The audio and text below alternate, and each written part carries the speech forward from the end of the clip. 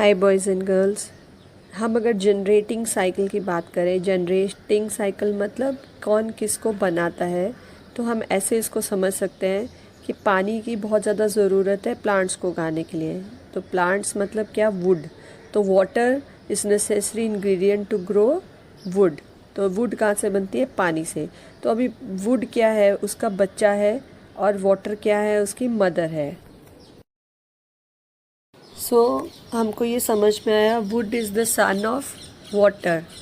अब would say fire कैसे बनती है? जब हम लकड़ी को रगड़ते हैं आपस में तो उसमें से आग निकलती है। तो would is the mother of fire. और फिर जो आग है, जब वुड को जला देती है, उसकी जो राख बन जाती है वो अर्थ पे वो गिरती है। तो वो जो है, अब हमने ये समझा कि फायर जो है वो अर्थ को प्रोड्यूस करती है। तो फायर क्या है? मदर है, और अर्थ क्या है? बच्चा है। अब आखिरी में जो अर्थ है, जो अर्थ जब इकट्ठी हो जाती है, बहुत सारे बड़े बड़े माउंटेन्स जैसे बन जाता है, तो उसमें से मेटल को एक्सट्रैक्ट किया जाता है, मेटल को निकाला जाता है। तो जो अर्थ है वो मेटल की मदर है, और जो मेटल है वो अर्थ का सन है। अब अगर कोई हमसे ये पूछता है कि who is the mother of metal, तो हमको पता है कि अब earth is the mother of metal.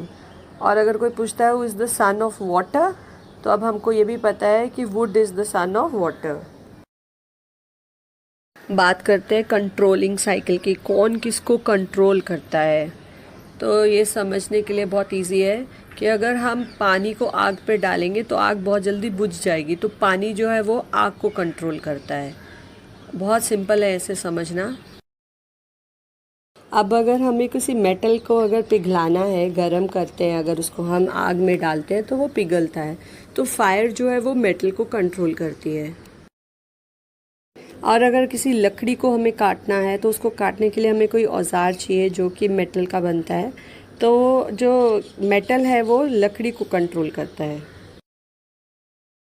अब लकड़ी जो है वो कैसे अर्थ को कंट्रोल करती है कि जो लकड़ी जब अर्थ के अंदर से पेड़ उगते हैं तो वो एक ज़मीन को फाड़ देते हैं। तो वुड जो है वो अर्थ को कंट्रोल करता है। और लास्ट में हमारी अर्थ जो है वो पानी को कंट्रोल करती है, वाटर को कंट्रोल करती है, क्योंकि वो क्लाउड्स बन के पानी ऊपर जाता है और फिर नीचे आके अर्थ से ही ऊपर जाता है और नीचे आके मड की फॉर्म में ज़मीन में पानी फिर से आ जाता है। तो अर्थ जो है वो वाटर को कंट्रोल करती है। फिर कोई क्वेश्चन करता है कि क्या चीज़ वुड को कंट्रोल करती है, तो हमें पता है अब कि मेटल जो है वो वुड को कंट्रोल करता है। और क्या चीज़ फायर को कंट्रोल करती है, तो हमें पता है कि पानी जो है वो फायर को कंट्रोल करता है। अब मदर सन रिलेशनशिप की अगर बात करते हैं, सपोज़ हमारे लिवर में कोई डेफिशिएंसी है तो हम किसको बढ़ाएंगे? किडनी को, क्योंकि जो लिवर है वो हमारा सन है और किडनी जो है वो मदर है। और अगर लिवर एक्सेस है, उसकी एनर्जी ज़्यादा है, तो हमें किसकी एनर्जी रिड्यूस करनी है?